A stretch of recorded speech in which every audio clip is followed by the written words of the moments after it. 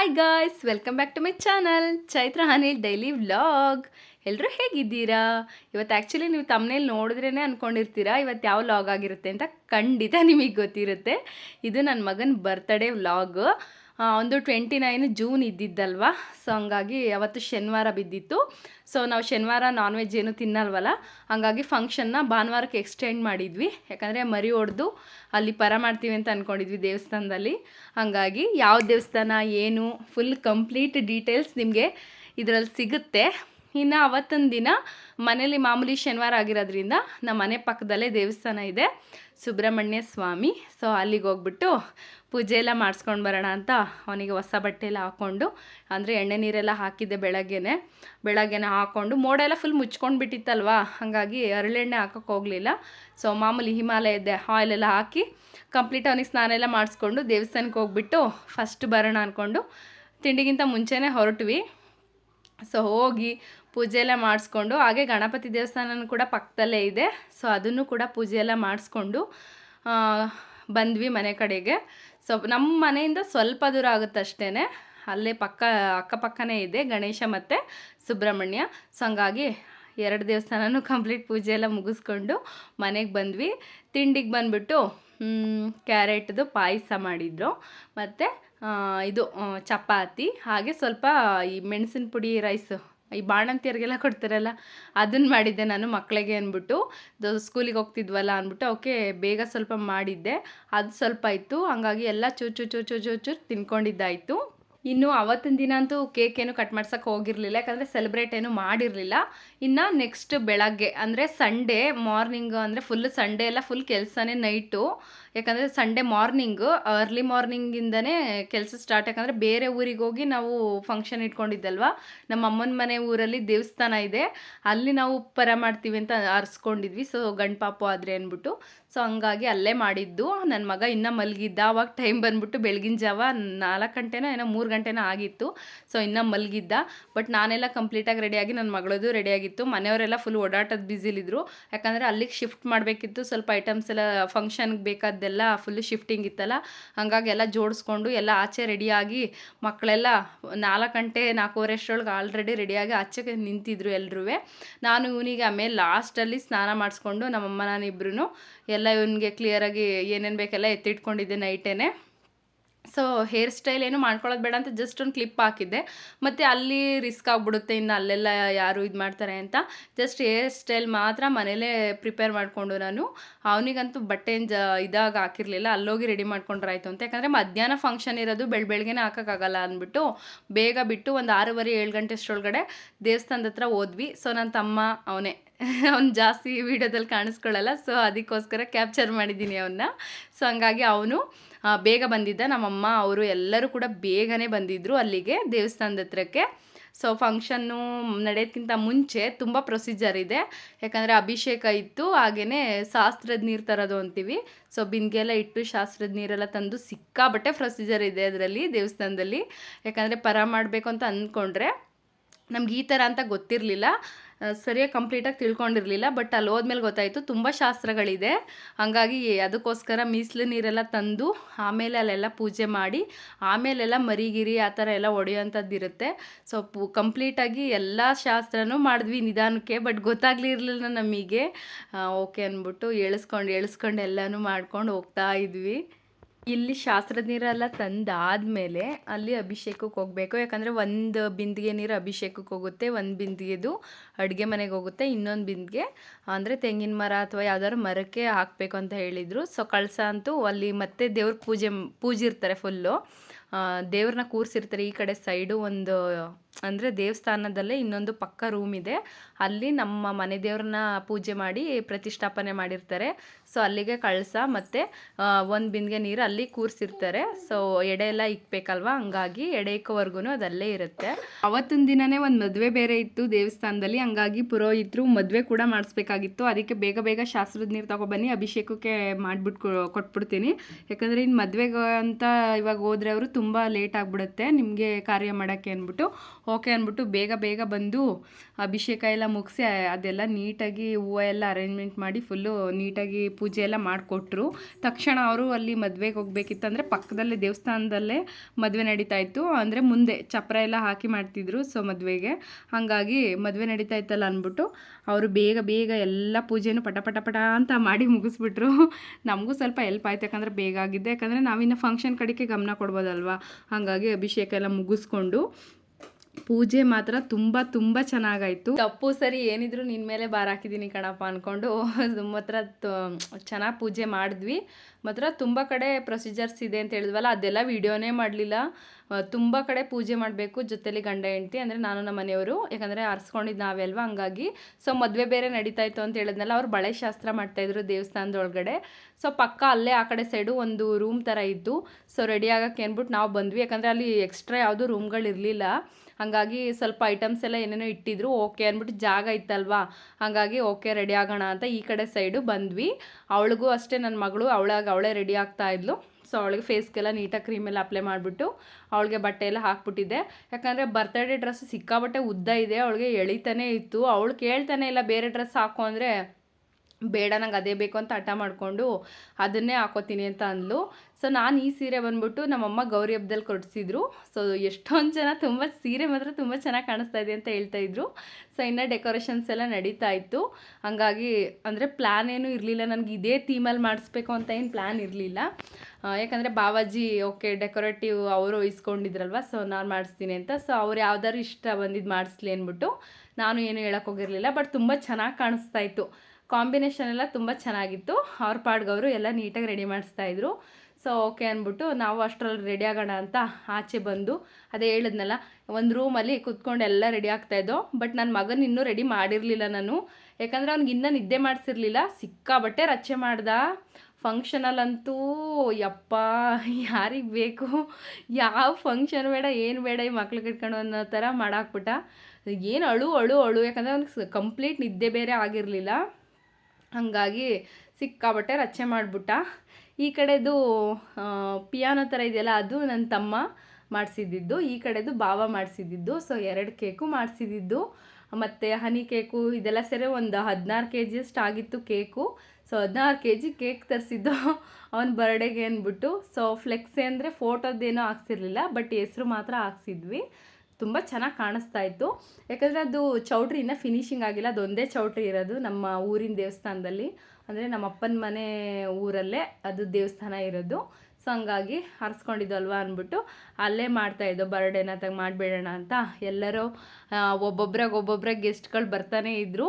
ನವೀನ್ ಅಣ್ಣ ಆಗಿರ್ಬೋದು, ಇವರೇನೇ event manager. So ಇವರೇ ವಹಿಸ್ಕೊಂಡಿದ್ದು ಅದೆಲ್ಲ, ಅಂದರೆ ಪ್ಲ್ಯಾನಿಂಗ್ ಎಲ್ಲ ಅವ್ರದ್ದೇ ಡೆಕೋರೇಟ್ ಮಾಡೋಕ್ಕೆ ಅಂದ್ಬಿಟ್ಟು. ಮಕ್ಕಳೆಲ್ಲ ಫುಲ್ಲು ಕುಣಿಯೋದು. ನನ್ನ ಮಗಳಿಗಂತೂ ಫುಲ್ ಫ್ರೆಂಡ್ಸ್ ಎಲ್ಲ ಸಿಕ್ಬಿಟ್ಟಿದ್ದಾರೆ. ಏನು ಖುಷಿ ಅಂದರೆ ಅವಳಿಗೆ. ಹೊರಗಡೆ ಸಾಂಗ್ಸ್ ಎಲ್ಲ ಹಾಕಿದ್ದೋ ಡಕ್ ಸಿಸ್ಟಮ್ನಲ್ಲಿ, ಮ್ಯೂಸಿಕ್ ಸಿಸ್ಟಮಲ್ಲಿ. ಏನು ಕುಣಿದಿದ್ದು ಸಿಕ್ಕಾಬಟ್ಟೆ ಟಯರ್ಡ್ ಆಗಿಬಿಟ್ಟಿಲ್ಲ ಅವಳಂತೂ. ಕುಣಿದು ಅವಳಂತೂ ಹಿಡಿಯೋಕ್ಕೆ ಆಗ್ತಾ ಇರಲಿಲ್ಲ, ಆ ಮಟ್ಟಕ್ಕೆ ಕುಣಿದಿದ್ದಾಳೆ. ಫುಲ್ಲು ಡ್ಯಾನ್ಸ್ ಅಂದರೆ ಮೊದಲೇ ಇಷ್ಟ ಅವಳಿಗೆ, ಇನ್ನು ಕೇಳುವಂಗೆ ಇಲ್ಲ ಅಲ್ಲಿ. ಇನ್ನು ನನ್ನ ಫ್ರೆಂಡ್ಸ್ಗಳು ಎಲ್ಲರೂ ಬಂದರು.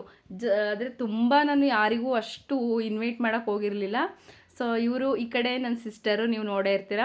ನಾನು ಊರಿಗೆ ಹೋಗಿದಾಗ ಒಂದು ಲಾಗ್ ಹಾಕಿದ್ದೆ, ಅದರಲ್ಲಿ ನೋಡಿರ್ತೀರ. ಇವರು ನಮ್ಮ ಅತ್ತೆ ಈ ಕಡೆ ಇರೋರು, ಅವರು ಬೆಂಗಳೂರು ದೊಡ್ಡಮ್ಮ, ಅವರು ನಮ್ಮ ಚಿಕ್ಕಪ್ಪ ಮತ್ತು ನಮ್ಮ ಅಪ್ಪ. ಎಲ್ಲರೂ ಫುಲ್ಲು ಪಾಪ ಕೆಲಸದ ಬ್ಯುಸಿ. ನಮ್ಮ ಅಪ್ಪ ಅಂತೂ ಫುಲ್ಲು ಕೆಲಸದ ಬ್ಯುಸಿಗೆ ಹೊತ್ಕು ಏನೂ ರೆಡಿ ಆಗಿರಲಿಲ್ಲ. ಸೊ ನನ್ನ ಸಿಸ್ಟರು ಮತ್ತು ನಮ್ಮ ಅತ್ತೆ ಇಬ್ಬರು ಚೆನ್ನಾಗಿ ರೇಗಿಸ್ಕೊತಾ ಇದ್ರು ನನ್ನಂತೂ. ಏನು ಯಾವಾಗಲೂ ಮೊಬೈಲ್ ಇಟ್ಕೊಂಡು ನಿಂತವಳೆ ಫಂಕ್ಷನ್ ಮಾಡೋದು ಬಿಟ್ಬಿಟ್ಟು ಅಂತ. ಸೊ ಹಂಗಾಗಿ ನೀವು ಒಂದು ವೀಡಿಯೋಗೆ ಬನ್ನಿ ಅಂತ ಹೇಳ್ತಾ ಇದ್ದೆ. ಸೊ ಭಾವ ಬಂದಿರಲಿಲ್ಲ, ಮತ್ತು ಇವಳು ಮಾತ್ರ ಬಂದಿದ್ಲು. ಹಾಗೆ ಮಕ್ಕಳೂ ಕರ್ಕೊಂಡು ಬಂದಿರಲಿಲ್ಲ, ಯಾಕಂದರೆ ಬೆಂಗಳೂರಿಂದ ಬರಬೇಕಲ್ವಾ, ಅವು ಸುಮ್ಮನಿರಲ್ಲ ಅಲ್ವಾ ಮಕ್ಕಳು. ನೆಕ್ಸ್ಟ್ ಇನ್ನು ಮತ್ತೆ ಬೇಗ ಹೋಗ್ಬೇಕಿತ್ತು ಅವಳು. ಹಂಗಾಗಿ ಮಕ್ಕಳ ಮನೇಲೇ ಬಿಟ್ಬಿಟ್ಟು ಬಂದಿದ್ಲು. ಸೊ ಅದೇ ಹೇಳಿದ್ನಲ್ಲ, ಇವರೇ ಅಲ್ಲಿ ಡೆಕೋರೇಟ್ ಎಲ್ಲ ಮಾಡಿದ್ದು. ಹಂಗಾಗಿ ನಮ್ಮದು ಒಂದು ಹೇಳಿ ಅಂತ ಏನೇನೋ ಕಾಮೆಂಟ್ ಮಾಡಿಕೊಂಡು ಇದು ಮಾಡ್ತಾಯಿದ್ರು. ಸೊ ನಮ್ಮ ಆಂಟಿ ಮಗಳು, ನಮ್ಮಮ್ಮ ಇದ್ದಾರಲ್ಲ, ಅವ್ರ ತಂಗಿ ಮತ್ತು ತಂಗಿ ಮಗಳು ಎಲ್ಲ ಫುಲ್ ಬೆಂಗಳೂರಲ್ಲೇ ಇರೋದು ಅಮ್ಮನ ಫ್ಯಾಮಿಲಿ. ಸೊ ಹಂಗಾಗಿ ಅಮ್ಮ ಒಬ್ಬರೇ ಹಳ್ಳಿ. ನನ್ನ ಸಿಸ್ಟರ್ಸು, ನನ್ನ ತಮ್ಮ ಎಲ್ಲರೂ ಬಂದಿದ್ದರು. ಫುಲ್ ಖುಷಿ ಅಂದರೆ ಖುಷಿ. ನನಗಂತೂ ಈ ಸಲ ತುಂಬ ಖುಷಿ ಆಯಿತು. ಯಾಕಂದರೆ ಕಂಪ್ಲೀಟ್ ಅಲ್ಲಿ ಆ ಕಡೆ ನಮ್ಮ ಚಿಕ್ಕಪ್ಪ ಕೂತಿರೋದು. ಸೊ ಕಂಪ್ಲೀಟ್ ಒಂದು ಫ್ಯಾಮಿಲಿ ಅಂತಾರಲ್ಲ, ಆ ಥರ ಕಂಪ್ಲೀಟ್ ಫ್ಯಾಮಿಲಿ ಎಲ್ಲರೂ ಕೂಡ ಸೇರಿದರು. ಸಿಕ್ಕಾಪಟ್ಟೆ ಖುಷಿ ಆಯಿತು ಕಣಪ್ಪ. ಫಂಕ್ಷನ್ ಅಂತೂ ತುಂಬ ಚೆನ್ನಾಗಾಯಿತು. ನನ್ನ ಫ್ರೆಂಡ್ಸ್ಗಳವರು ಪಾಪ ಖಂಡಿತ ನನಗಂತೂ ಎಷ್ಟು ಖುಷಿ ಆಯಿತು ಅಂದರೆ ಹೇಳಿದ್ಕೆ ಮಿಸ್ ಮಾಡ್ದೇ ಬಂದಿದ್ದರು. ನನ್ನ ಫ್ರೆಂಡ್ ತನು, ರಾಜೇಶ್ವರಿ ಮತ್ತು ಸಹನಾ ಎಲ್ಲರೂ ಕೂಡ ಬಂದಿದ್ದರು. ಹಾಗೆ ಅವಳ ಪಾಪು ಕೂಡ ಕರ್ಕೊಂಡು ಬಂದಿದ್ಲು ಸಹನಾ. ಅವಳೆಲ್ಲ ಸೈಡಲ್ಲಿ ಹೋಗ್ಬಿಟ್ಟಿದ್ದಾಳೆ, ಕಾಣಿಸ್ತಾನೇ ಇಲ್ಲ. ಸೊ ತನು ಮಕ್ಕಳೆಲ್ಲ ಬಿಟ್ಟು ಬಂದಿದ್ಲು. ಸೊ ರಾಜೇಶ್ವರಿಗೂ ಕೂಡ ಒಂದು ಪಾಪು ಇದೆ, ಅವಳು ಕೂಡ ಮನೇಲಿ ಬಿಟ್ಟು ಬಂದಿದ್ದು. ನನ್ನ ರಾಜ್ಕುಮಾರ್ ಮಾತ್ರ ತುಂಬ ಮುದ್ದ ಕಾಣಿಸ್ತಾ ಇದ್ದ. ನನ್ನ ಮಗ ಮಾತ್ರ ಕಿರಿಕಿರಿ ಅಂದರೆ ತುಂಬ ಕಿರಿಕಿರಿ ಮಾಡಿಬಿಟ್ಟ. ಹಾಗೆ ಅದಕ್ಕೆ ಕೋಟ್ ಎಲ್ಲ ಇದೆ, ಇನ್ನೂ ಹಾಕಿರಲಿಲ್ಲ. ತುಂಬ ಸೆಕೆ ಇತ್ತು ಅವತ್ತಂತೂ, ಹಂಗಾಗಿ ಫುಲ್ ಅಳಕ್ಕೆ ಸ್ಟಾರ್ಟ್ ಮಾಡಿಬಿಟ್ಟ. ಓಕೆ ಬರ್ತಡೇ ಟೈಮಿಗೆ ಹಾಕೋಣ ಅಂದ್ಬಿಟ್ಟು ನಾನು ಸುಮ್ಮನಾಗ್ಬಿಟ್ಟೆ. ಎಷ್ಟು ಕ್ಯೂಟಾಗಿ ಕಾಣಿಸ್ತಾ ಇದ್ದ ಅಂದರೆ ಸಿಕ್ಕಾಪಟ್ಟೆ ಕ್ಯೂಟಾಗಿ ಕಾಣಿಸ್ತಾ ಇದ್ದ. ಅದ್ರ ಮಧ್ಯೆ ಇನ್ನು ಎಡೆ ಇಕ್ಬೇಕಲ್ವ, ಅಡುಗೆ ಎಲ್ಲ ಕಂಪ್ಲೀಟಾಗಿ ಆಗಿ ಎಡೆ ಇಕ್ಕಕ್ಕೆ ಅಂದ್ಬಿಟ್ಟು ಅಲ್ಲಿ ಕರಿತಾಯಿದ್ರು ದೇವಸ್ಥಾನದೊಳಗಡೆ. ಸೊ ನಮ್ಮ ಮನೆ ಪಕ್ಕ ನನ್ನ ಸಿಸ್ಟರ್ ಅವಳು, ಸೊ ಅವಳು ಎಲ್ಲ ರೆಡಿ ಮಾಡ್ತಾಯಿದ್ಲು. ಅವಳ ಜೊತೆ ಒಂದು ಫೋಟೋಸು ವೀಡಿಯೋಸ್ ಎಲ್ಲ ತಗೊಂಡು ನಮ್ಮ ಚಿಕ್ಕಪ್ಪನ ಮಕ್ಕಳು ಅವರೆಲ್ಲ ಮಾತಾಡ್ಕೊಂಡು ಹಂಗೆ ಹರಟೆ ಹೊಡ್ಕೊಂಡು ನಿಂತಿದ್ವಿ. ಹಾಗಾಗಿ ಅಲ್ಲೂ ಒಂದು ಕ್ಲಿಪ್ಪಿಂಗ್ ತಗೋಣ ಅಂದ್ಬಿಟ್ಟು ಕ್ಲಿಪ್ಪಿಂಗ್ ತೊಗೋತಾ ಇದ್ದೆ. ಸೊ ಎಡೆ ಎಲ್ಲ ಇಕ್ಕಕ್ಕೆ ಅಂದ್ಬಿಟ್ಟು ಹೋಗಿದ್ವಿ. ಏನು ಇದೆಲ್ಲ ಅರೇಂಜ್ಮೆಂಟ್ ಮಾಡಿಕೊಂಡು ಅಲ್ಲೆಲ್ಲ ಇಕ್ಬಿಟ್ಟು ಪೂಜೆ ಎಲ್ಲ ಮುಗಿಸ್ಬಿಟ್ಟು ತುಂಬ ಹೊತ್ತಾಗೋಯ್ತು. ಅಲ್ಲೇ 1:30 ಆಗೇ ಹೋಯ್ತು ಕೇಕ್ ಕಟ್ ಮಾಡೋಷ್ಟರಲ್ಲಿ. ಬಟ್ ನಾವು ಅಂದ್ಕೊಂಡಿದ್ದ ಟೈಮ್ಗೆ ಆಗಲಿಲ್ಲ, ಸಿಕ್ಕಾಪಟ್ಟೆ ಟೈಮ್ ಆಗಿಬಿಡ್ತು. ಹಾಗಾಗಿ ಓಕೆ ಅಂದ್ಬಿಟ್ಟು ಬೇಗ ಫಾಸ್ಟಾಗಿ ಬಂದು ಅಲ್ಲೆಲ್ಲ ಕೂತ್ಕೊಂಡು ಇಲ್ಲಿ ಈ ಕಡೆ ಗ್ರೀನ್ ಸ್ಯಾರಿ ಹಾಕಿದ್ದಾಳಲ್ಲ ಅವಳು ಕೂಡ ಸಹನಾ, ಯಾಕಂದರೆ ಅವಳ ಪಾಪು ಬರ್ಡೇನೂ ಕೂಡ ಅಲ್ಲೇ ಆಗಿದ್ದು. ನಾನು ಹಳೆ ಫ್ರೆಂಡ್ಸ್ ವೀಡಿಯೋ ಅಂತ ಒಂದು ವೀಡಿಯೋ ಹಾಕಿದ್ದೀನಿ ನೋಡಿ, ಅದು ಅವಳ ಪಾಪು ನಾಮಕರಣದ್ದು, ಅದು ಅಲ್ಲೇ ಆಗಿದ್ದು. ತುಂಬ ಚೆನ್ನಾಗಿತ್ತು. ಇದಂತೂ ಮರೆಯೋಕ್ಕೆ ಆಗಲ್ಲ, ಯಾಕಂದರೆ ನನ್ನ ಹಳೆ ಫ್ರೆಂಡ್ಸ್ ಎಲ್ಲರೂ ಕೂಡ ಸಿಕ್ಕಿದ್ರು. ಎಷ್ಟೊಂದು ಜನ ಕೇಳ್ತಿದ್ರಲ್ವ ನಿಮ್ಮ ಹಸ್ಬೆಂಡ್ ತೋರಿಸಿ ಅಂತ. ನೋಡ್ರಪ್ಪ ಇವರೇ ನನ್ನ ಹಸ್ಬೆಂಡು. ಅಲ್ಲಂತೂ ಸಾಂಗ್ ಎಲ್ಲ ಹಾಕ್ಬಿಟ್ಟಿದ್ವಿ ಜೋರಾಗಿ, ಯಾಕಂದರೆ ಓಕೆ ಲೈವ್ ವೀಡಿಯೋ ಮಾಡೋಣ ಅಂತ ಅಂದ್ಕೊಂಡೆ. ಬಟ್ ಅಲ್ಲಿ ಸಾಂಗ್ ಎಲ್ಲ ಇತ್ತು, ಕಾಪಿರೈಟ್ ಕೂತ್ಕೊಳ್ಳುತ್ತೆ, ನಿಮ್ಗೆ ಗೊತ್ತಿರೋ ವಿಷಯ. ಯಾಕಂದರೆ ಸಾಂಗ್ಸ್ ಆಗಿರ್ಬೋದು, ಬೇರೆ ವಾಯ್ಸ್ ಇರ್ಬೋದು, ಅದನ್ನು ನಮ್ಮ ಒಂದು ಚಾನಲಲ್ಲಿ ನಾವು ಅಪ್ಲೋಡ್ ಮಾಡೋ ಹಾಗಿಲ್ಲ. ಯಾಕಂದರೆ ಅವು ಬರ್ತ್ಡೇ ಸಾಂಗ್ಸ್ ಎಲ್ಲನೂ ಹಾಕಿದ್ರು, ಹಂಗಾಗಿ ಸೌಂಡ್ ಜಾಸ್ತಿ ಕೇಳಿಸ್ತಾ ಇತ್ತು. ಹಾಗಾಗಿ ಹಂಗೆ ಮಾಡೋಕ್ಕಾಗಲ್ಲ, ಯಾಕಂದರೆ ಹೇಳಿದ್ನಲ್ಲ ಕಾಪಿರೈಟ್ ಕೂತ್ಕೊಳ್ಳುತ್ತೆ ಚಾನಲ್ಗೆ. ಇನ್ನು ಅದನ್ನ ರಿಮೂವ್ ಮಾಡಬೇಕಾದ್ರೆ ಸಿಕ್ಕಾಬಟ್ಟೆ ರಿಸ್ಕಿ ಇದೆ. ಹಂಗಾಗಿ ಓಕೆ ಅಂದ್ಬಿಟ್ಟು ಹಾಕಕ್ಕೆ ಹೋಗಲಿಲ್ಲ ನಾನು ವಾಯ್ಸ್ನ. ಬಟ್ ಎಷ್ಟು ಚೆನ್ನಾಗಾಯಿತು ಅಂದರೆ ಫಂಕ್ಷನ್ ವೀಡಿಯೋ ಮಾಡೋಕ್ಕೆ ನನ್ನ ಫ್ರೆಂಡ್ಸ್ಗಳಿಗೆ ಕೊಟ್ಟಿದ್ದೆ. ಎಲ್ಲರೂ ನೀಟಾಗಿ ವೀಡಿಯೋ ಮಾಡ್ತಾಯಿದ್ರು. ಹಾಗೆ ನವೀನ್ ಅಣ್ಣ ನನ್ನ ರಿಲೇಟಿವ್ ಅವರು ಕೂಡ ಪಾಪ ವೀಡಿಯೋ ಎಲ್ಲ ಮಾಡಿಕೊಟ್ಟಿದ್ರು. ನನಗಂತೂ ತುಂಬ ಖುಷಿ ಆಯಿತು. ಓಕೆ ಅಂದ್ಬಿಟ್ಟು ಕಳಿಸಿದ್ರು ವೀಡಿಯೋಸ್ ಎಲ್ಲ ನನಗೆ. ಯಾಕಂದರೆ ನಾವು ಬ್ಯುಸಿಲಿರ್ತೀವಿ, ನಾವು ವೀಡಿಯೋ ಮಾಡೋಕ್ಕಾಗೋದಿಲ್ಲ. ಹಾಗಾಗಿ ಅವಳ ಕೈಲಿ ಕೊಟ್ಟಿದ್ದೆ, ನನ್ನ ಫ್ರೆಂಡ್ ಕೈಲಿ. ನಮ್ಮ ಮನೆಯವರು ಕೇಕ್ ಕಟ್ ಮಾಡ್ಕೊಂಡು 2 ಕೇಕ್ ಅಲ್ವಾ, ಸೊ ಕೇಕೆಲ್ಲ ಕಟ್ ಮಾಡಿ ಎರಡನ್ನೂ ಒಂದನ್ನು ಕಟ್ ಮಾಡಿ ಕಂಪ್ಲೀಟ್ ಕೊಟ್ಬಿಟ್ವಿ. ಯಾಕಂದರೆ ಹಂಚಕ್ಕೆ, ಯಾಕಂದರೆ ಆಲ್ರೆಡಿ ತುಂಬ ಲೇಟ್ ಆಗಿಬಿಟ್ಟಿತ್ತು, ಅಂದರೆ 1:30 ಆಗಿಬಿಟ್ಟಿತ್ತು. ಊಟ ಟೈಮ್ ಅಲ್ವಾ, ಎಲ್ಲರೂ ಫುಲ್ ಕ್ರೌಡ್ ಜಾಸ್ತಿ ಆಗೋಯ್ತು. ಓಕೆ ಅಂದ್ಬಿಟ್ಟು ಫಸ್ಟ್ ಒಂದು ಕ್ಲಿಯರ್ ಮಾಡಿ ಕೊಟ್ಬಿಟ್ಟು ಆಮೇಲೆ ಫೋಟೋಸ್ ತೆಗೆಸ್ಕೊಳ್ಳೋರ ಜೊತೆ ಮತ್ತು ಕಟ್ ಮಾಡಿ ಸ್ವಲ್ಪ ತಿನ್ಸ್ಕೊಂಡು ಹೋಗ್ತಾ ಇದ್ರಲ್ವ, ಹಾಗಾಗಿ ಒಂದು ಇಟ್ಕೊಂಡು ಒಂದನ್ನು ಕ್ಲಿಯರ್ ಮಾಡೋಕೆ ಕೊಟ್ಟಿದ್ದೆ. ನನ್ನ ಮಗ ಅಂತೂ ಎಷ್ಟು ಮುದ್ದ ಕಾಣ್ತಾ ಇದ್ದಾನೆ ಅಂದರೆ ನದ್ದೆ ದೃಷ್ಟಿ ಆಗ್ತಿತ್ತು ಸಿಕ್ಕಾಬಟ್ಟೆ. ಎಷ್ಟು ಹೊತ್ಬಿಟ್ಟ ಅಂದರೆ ಸಿಕ್ಕಾಬಟ್ಟೆ ಗೋಳೊಯ್ಕೊಬಿಟ್ಟ, ಮಾತ್ರ ತುಂಬ ಮುದ್ದ ಕಾಣಿಸ್ತಾ ಇದ್ದ. ಹಾಗೆ 2 ಕೇಕು ಹಚ್ಚಿ ಕಟ್ ಮಾಡಿ ತಿಂದಿದ್ದಂತೂ ಆಯಿತು.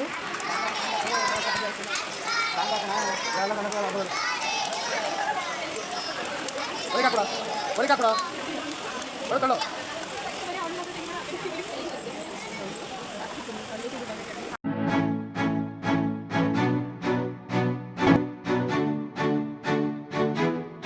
ಕ್ಯಾಂಡಲ್ ಹಚ್ಚಿರೋದನ್ನ ಉಫ್ ಮಾಡಬೇಕಲ್ಲ, ನನ್ನ ಮಗನ ಕರ್ಕೊಂಡೋಗಿ ಮುಂದೆ ಇಟ್ಟರೆ ಸುಮ್ಮನೆ ನೋಡ್ತಾವನೆ. ಅವನಿಗೆ ಏನು ಗೊತ್ತಾಗುತ್ತೆ, 1 ಇಯರ್ ಅಲ್ವಾ, ಅವನಿಗೇನು ಗೊತ್ತಾಗಲ್ಲ.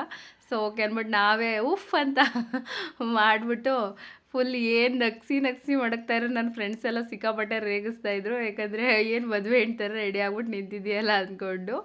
ಹಾಗೆಯೇ ಒಬ್ರಿಗೊಬ್ರು ತಿನ್ನಿಸ್ತಾ ಇದ್ವಲ್ಲ, ಹಂಗಾಗಿ ಏನು ಫುಲ್ಲು ರೇಗಿಸಿದ್ದೆ ಅವರೆಲ್ಲರೂ. ಯಾಕಂದರೆ ಬರ್ತಡೇ ಪಾಪುದು ನೀವಿಬ್ಬರು ತಿನ್ಸ್ಕೊತಾ ಇದ್ದೀರಲ್ಲ ಅಂದ್ಕೊಂಡು ಏನು ನಕ್ಕಿ ಸುಸ್ತಾಗೋಯ್ತು. ಬಟ್ ತುಂಬ ಚೆನ್ನಾಗಾಯಿತು ಫಂಕ್ಷನ್ ಅನ್ನೋದೇ ಖುಷಿ ವಿಷಯ. ಯಾಕಂದರೆ ಎಷ್ಟು ಒಂದು ಏನೇ ಮಾಡಿರ್ಬೋದು, ಬಟ್ ಒಂದು ಕಾರ್ಯ ಅಂದಮೇಲೆ ಚೆನ್ನಾಗಾಗಬೇಕು, ಆವಾಗ ಮನಸ್ಸಿಗೆ ಸಮಾಧಾನ ಅನಿಸುತ್ತೆ.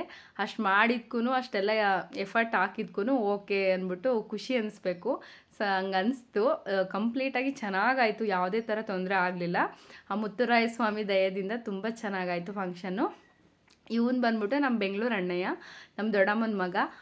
ಅಂದರೆ ಅತ್ತಿಗೆ ಇವಾಗ ಪಾಪು ಇನ್ನೂ ಚಿಕ್ಕದು 3 ತಿಂಗಳು, ಹಂಗಾಗಿ ಅವ್ರು ಬಂದಿರಲಿಲ್ಲ. ಸೊ ಅಣ್ಣ ಮಾತ್ರ ಬಂದಿದ್ದ, ಅಂದರೆ ಅವ್ರ ಅಮ್ಮ ಇವರು ದೊಡ್ಡಮ್ಮ ಅವರು ಕೂಡ ಬಂದಿದ್ರು. ಚಿಕ್ಕಮ್ಮನ ಮಕ್ಕಳು, ಚಿಕ್ಕಪ್ಪ ಎಲ್ಲರೂ ಕೂಡ ಬಂದಿದ್ದರು ಅಮ್ಮನ ಕಡೆಯಿಂದ. ಹಾಗೆ ತಮ್ಮನ ಹೆಂಡ್ತಿ, ನಮ್ಮ ಮಾವನ ಮಗ, ಪ್ರತಿಯೊಬ್ಬರು ಕೂಡ ಬಂದಿದ್ದರು. ಸೊ ಫುಲ್ ಖುಷಿಯಾಗೋಯ್ತು ನನಗಂತೂ. ಆಮೇಲೆ ತುಂಬ ಇದಾಗಿ ನಾನು ನಿಜ ಯಾರನ್ನೂ ಅಷ್ಟು ಇನ್ವೈಟ್ ಮಾಡಿರಲಿಲ್ಲ, ಯಾಕಂದರೆ ಸ್ವಲ್ಪ ಅವು ಇವು ಗಡಿಬಿಡಿ ಅಂದ್ಬಿಟ್ಟು. ಬಟ್ ನಾನು ಹೇಳಿದ್ದಕ್ಕೆ ನನ್ನ ಮೇಲೆ ಪ್ರೀತಿ ಇಟ್ಕೊಂಡು ಖಂಡಿತ ಎಲ್ಲರೂ ಕೂಡ ಬಂದಿದ್ದರು.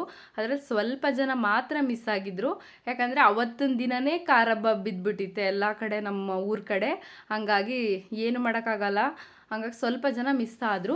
ಕೆಲವರು ನಾವು ಪರ್ಸ್ನಲಿ ಇನ್ವೈಟ್ ಮಾಡಿಲ್ಲ ಅಂದ್ಕೊಂಡು ಕೆಲವರು ಬರಲಿಲ್ಲ. ಓಕೆ ಅಂದ್ಬಿಟ್ಟು ಇನ್ನೇನು ಮಾಡೋಕ್ಕಾಗಲ್ಲ, ಇಗ್ನೋರ್ ಮಾಡಬೇಕಾಯ್ತು. ಹಾಗೆ ಫೋಟೋಸ್ ಅಂದರೆ ನನ್ನ ತಮ್ಮ ದೂರ ಓಡ್ತಾನೆ, ಅದಕ್ಕೆ ಬೈದು ಕರ್ಕೊಂಡು ಬಂದು ನಿಲ್ಸ್ಕೊಂಡು ಫೋಟೋ ಎಲ್ಲ ತೆಗೆಸ್ಕೊತಾ ಇದ್ವಿ. ಯಾಕಂದರೆ ಅವನಿಗೆ ಫೋಟೋಸ್ ವೀಡಿಯೋಸ್ ಅಂದರೆ ಅಲರ್ಜಿ. ನಾನು ಬರಲ್ಲ ಅಂದ್ಬಿಟ್ಟು ದೂರ ನಿಂತಿದ್ದ. ಬಾರೋ ಅಂದ್ಬಿಟ್ಟು ಹೇಳ್ಕೊಂಡು ಬಂದು ಫೋಟೋಸ್ ಎಲ್ಲ ತಗೊಂಡು, ಅವ್ರ ಫ್ರೆಂಡ್ಸ್ ಎಲ್ಲರೂ ಕೂಡ ಬಂದಿದ್ದರು. ಮತ್ತು ನಮ್ಮ ಅಕ್ಕ ತಂಗಿದಿರು ಫುಲ್ ಎಲ್ಲರೂ ಕಂಪ್ಲೀಟಾಗಿ ಬಂದಿದ್ದರು. ಸೊ ತುಂಬ ಖುಷಿ ಆಯಿತು, ಯಾಕಂದರೆ ಪದೇ ಇದೇ ಮಾತು ಹೇಳ್ತಿದ್ದಾಳಲ್ಲ ಅಂತ ಅಂದ್ಕೊಬೇಡಿ, ಯಾಕಂದರೆ ಅದೊಂಥರ ಫೀಲ್ ಅದು. ಆಮೇಲೆ ಫೋಟೋ ತೆಗೆಸ್ಕೊಳ್ಳೋಕ್ಕೂ ಅಷ್ಟೇ, ಕೇಕೆಲ್ಲ ಕಟ್ ಮಾಡಾದ್ಮೇಲೆ ಒಬ್ಬರು ಬಂದು ಕೇಕ್ ತಿನ್ನಿಸ್ತಾಯಿದ್ರು. ಅವನು ಸ್ವಲ್ಪ ನೋಡ್ದ ಟೇಸ್ಟ್ನ ಫಸ್ಟು. ಅವನಿಗೆ ಏನು ಅನಿಸ್ತು, ಆಮೇಲೆ ಅಳೋಕ್ಕೆ ಸ್ಟಾರ್ಟ್ ಮಾಡಿಬಿಟ್ಟ. ಅಯ್ಯೋ ಯಾಕೋ ಅವನಿಗೆ ಕಂಫರ್ಟಬಲ್ ಅನಿಸ್ಲಿಲ್ಲ ಅನಿಸುತ್ತೆ. ಏನೋ ಒಂಥರ ಅವ್ನು ಮೊದಲೇ ಸ್ವೀಟೇ ತಿನ್ನಲ್ಲ ನಮ್ಮ ಪಾಪು, ಸ್ವೀಟ್ ಅಂದರೆ ಸ್ವಲ್ಪನೂ ಇಷ್ಟ ಆಗಲ್ಲ ಅವನಿಗೆ. ಹಾಗಾಗಿ ಅಳೋಕ್ಕೆ ಸ್ಟಾರ್ಟ್ ಮಾಡಿಬಿಟ್ಟ. ಸೊ ಊಟ ಮಾಡಿರೋದೆಲ್ಲ ವೀಡಿಯೋಸ್ ತೆಗೆದುಬಿಟ್ಟು ಕೊಟ್ಟಿದ್ರು. ನನಗೆ ತುಂಬ ಖುಷಿ ಆಯಿತು.